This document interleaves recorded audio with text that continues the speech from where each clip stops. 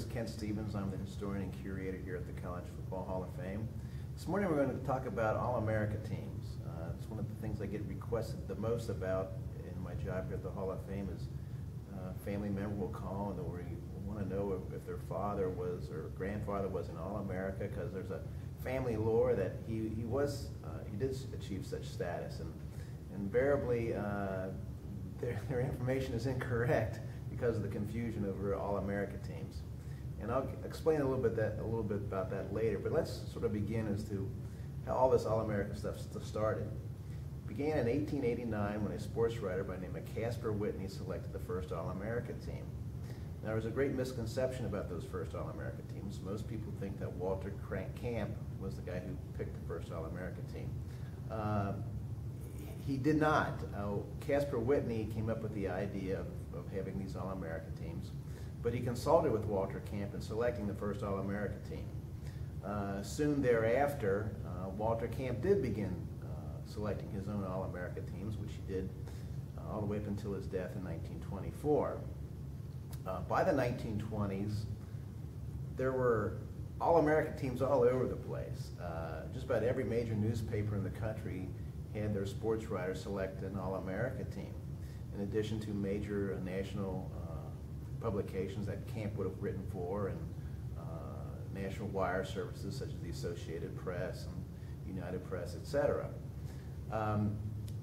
As I say, in the 1920s, the number of All-America teams exploded. And so by 1950, the NCAA realized that, my goodness, there's all these All-America teams all over the place. There's a great deal of confusion as to who really is an All-America and who isn't. So they, over a 2-month period, they got together and they had a fellow who had all these files and clippings on All-America teams. And they went through them all and they determined which of these selectors could be considered major and which would not be considered major. And the main determination was it a national publication or a national wire service that received national distribution? And were the selectors also national? Is it a fellow or a board of people or coaches that went all over the country and looking at players nationally? That would make it a major All-America team, as opposed to say a newspaper in, say, I don't know, Providence, Rhode Island, where the sports writer basically never got outside the state limits of Rhode Island to pick his All-America team. Obviously, that could not be considered as a major team. So from determining which teams were major and which teams were not, they were able to look at all the selections that the major teams had, and they were able to determine what a consensus All-America team was. And they went back all the way to the beginning of time, to 1889, and selected all of these consensus All-America teams. About 30 years, a little more than that, afterwards, there became a bit of a problem that arose, because when they were doing this research in 1950, there were some teams that they wanted to use as a major All-America team, but they just could not find it in their files. This was a time when the libraries did not have microfilm, and so it was very difficult to do research on some of these teams that might have been picked in like 1915 or whatever. But since that time, there have been some people who have done the research and have found these missing All-America teams that the NCAA did not use in 1950. So when you figured in this missing data, it does change for a small handful of players who in 1950 the NCAA would have considered as a consensus pick, and now we realize that they're not. But since the NCAA has been using this information for some 60 years, they're not going to go back and change the results. But there's a very small handful of players that their All-American status in reality should be maybe upgraded, and there are a few that should be perhaps downgraded. So when you consider All-America teams, there certainly is a hierarchy of All-America status thanks to the work that the NCAA began in 1950. When you have these major All-America teams and you pick a consensus team, if a player received the first team consideration on all the All-America teams, he would be considered a unanimous All-America. If he had the majority of those votes, he would be considered consensus. If he received first team consideration but did not receive consensus consideration. You'd be a first-team All-America. And then, of course, you have second-team selections, third-team selections, and even honorable mentions selections.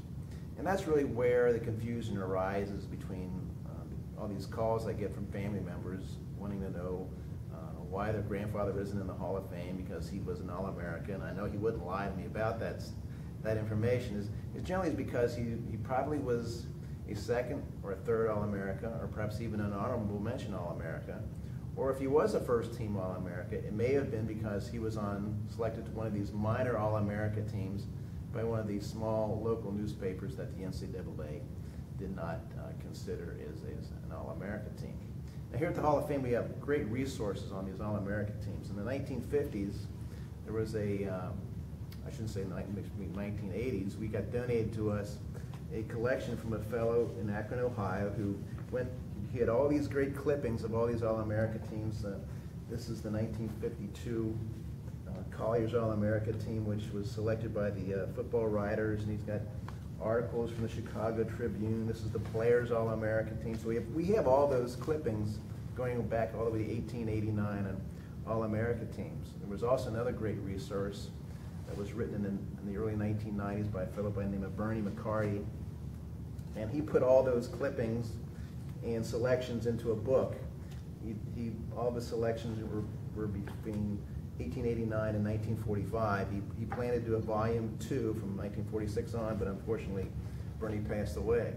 But what I've been able to do is take all those selections and all those clippings and basically have a sheet.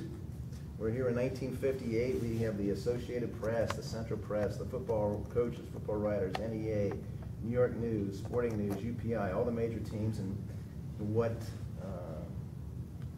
teams each of these players were selected. So if you do have questions on whether or not your grandfather was an All-America, just give us a call and I'll be happy to help you out.